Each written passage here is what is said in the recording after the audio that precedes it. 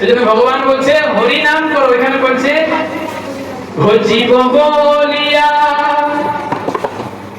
ভজিব বলিয়া এসে সংসার ভিতরে ভুলিয়া রহিলে তুমি অবিদ্যার ঘরে।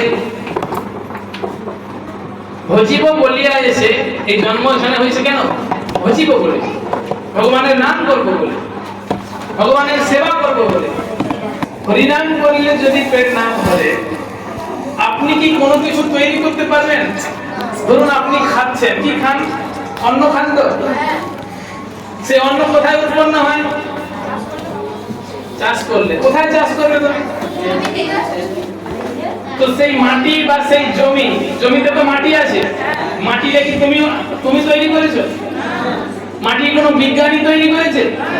তাহলে মাটি কে তৈরি করে? যদি ভগবান মাটি তৈরি করে, তাহলে তো তুমি অন্যের জমি দখল করছো, তাহলে তোমাকে তো চোর বলবে, হ্যাঁ কি না? তো সাপোজ আরেকটা উদাহরণ সহজ, আমরা নিঃশ্বাস নিচ্ছি কিনা? অক্সিজেন কি তুমি তৈরি করছো? কে তৈরি করছে? গাছকে তুমি বাঁচিয়ে রেখেছো? গাছ সূর্যের আলো না থাকলে গাছ বাঁচবে? শাস্ত্র বলছে সূর্য হচ্ছে ভগবানের নেত্র।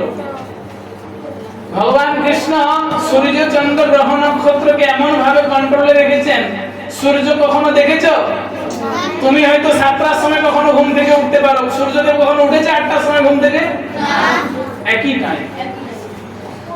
যা কিছু পৃথিবী প্রলয় হয়ে গেল, সূর্য ঠিক টাইমে উঠবে। কারণ সে ভগবানকে ভয় পায়।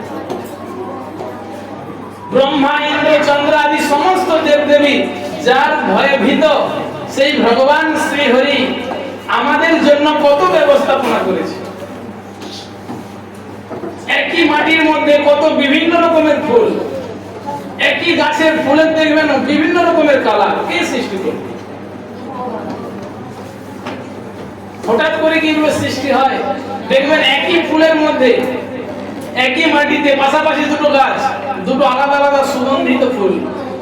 এই ফুলের মধ্যে কে গন্ধ দিল, আর ওই ফুলের মধ্যে ওই গন্ধ কে দিল?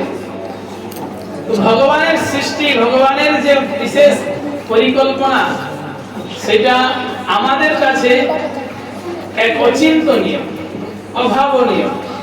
কিন্তু সেই জিনিস ভগবান আমাদের জন্য তৈরি করেছে যাতে আমরা সুখে থাকতে পারি। আমরা যাতে সেই সমস্ত জিনিস গ্রহণ করে ভগবান তার শ্রীহরির জন্য নাম করতে পারি, এজন্যই দিয়েছে। কিন্তু আর আমরা যদি ভগবানের নাম না করি, তাহলে আমরা কিন্তু প্রথম নম্বর হচ্ছে আমরা চোর, আর দ্বিতীয় নম্বর হচ্ছে আমরা ঋণী। যেমন কেউ কোন সন্তান পিতামাতার ঋণ শোধ করতে পারে না, তদ্রূপ ভাবে আমরা কেউই ভগবান শ্রী হরির ঋণ শোধ করতে পারবো না। করোনার সময় কত অক্সিজেনের চাহিদা ছিল না? অক্সিজেনের গ্যাস সিলিন্ডার কিনতে হতো, 2500-3000 টাকার সিলিন্ডার। ভগবান যদি আমাদেরকে সৃষ্টির সময় নাকের কাছে একটা মেশিন দিয়ে পাঠানো হতো, যে সারা জীবনে কত নিঃশ্বাস নিয়েছে তার সমস্ত টাকা আমাকে দিতে হবে, পারবো দিতে? কেউ পারবো না।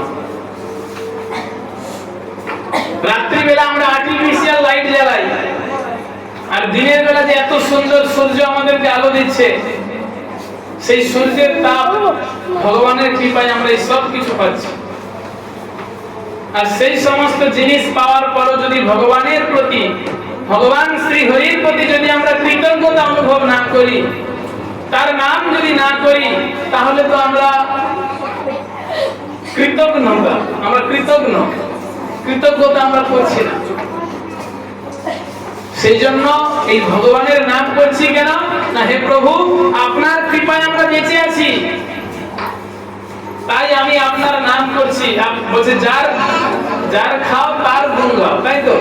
ভগবানের খাচ্ছি কিন্তু আমরা ভগবানের গুণ গাইছি না, সেই জন্য আমরা কষ্ট পাচ্ছি। সেজন্য ভগবান বলছে হরি নাম করো, এখানে বলছে ভজিব বলিয়া, ভজিব বলিয়া এসে সংসার ভিতরে ভুলিয়া রহিলে তুমি অবিদ্যার ভরে ভজিব বলিয়া এসে, এই জন্ম এখানে হয়েছে কেন? ভজিব বলে, ভগবানের নাম করব বলে, ভগবানের সেবা করব বলে। আর এই ভগবানের নাম, ভগবানের সেবা করে মনুষ্য জীবনকে সার্থক করার জন্য আমরা এসেছি এখানে। সেই জন্য এই দুর্লভ মনুষ্য জীবন পেয়েছেন, তোমরা কেউ হারাও না। অনেক কষ্ট পেয়েছো, এই মনুষ্য জীবন দিয়ে ভগবানের সেবায় যুক্ত করো, ভগবানের নাম করো, আর এমন কিছু শিক্ষা লাভ করো যে শিক্ষায় পরবর্তীতে তুমি কাউকে শিখাতে পারো। তো সেই জন্য সবাই দুহাত তুলে বলো হরি নাম করতে হবে, হরি নাম। সবাই বলুন হরে কৃষ্ণ হরে কৃষ্ণ কৃষ্ণ কৃষ্ণ হরে হরে, হরে রাম হরে রাম রাম হরে হরে। হরি নাম সংকীর্তন কি। তো এই জন্য